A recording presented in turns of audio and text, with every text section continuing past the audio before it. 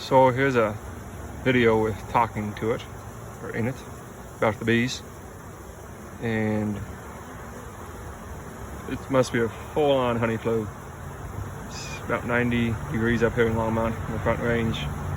And these bees are very, very industrious right now. So we can see some pollen, some of that golden pollen, pale golden pollen. There's some orange pollen coming in now and again. Even saw some chartreuse pollen coming in. But particular to notice here is these vent bees. They're creating an airflow pulling out of the bottom of the hive. So this one right here would be one of those.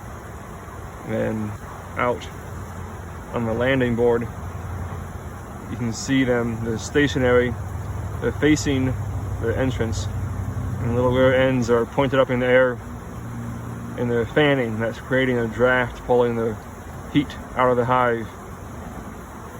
And you'll see, that one right there. It's also fanning. You can see they're creating all the way up the hive. They're pulling air up. They're not just randomly on the front of that hive. They are placed, they're stationed themselves so that combined they are forming an airflow, not individually. You can see there's a V pattern. I'm just noticing this is a V pattern. They go up,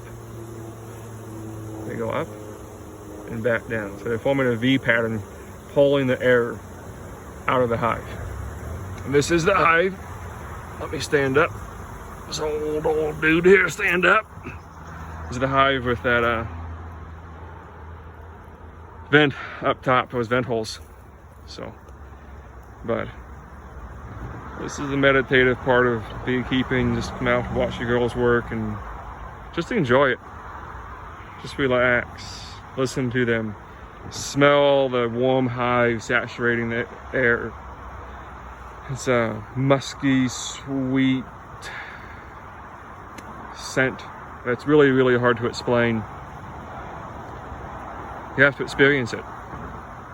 And you smell it, and that's the smell of summertime.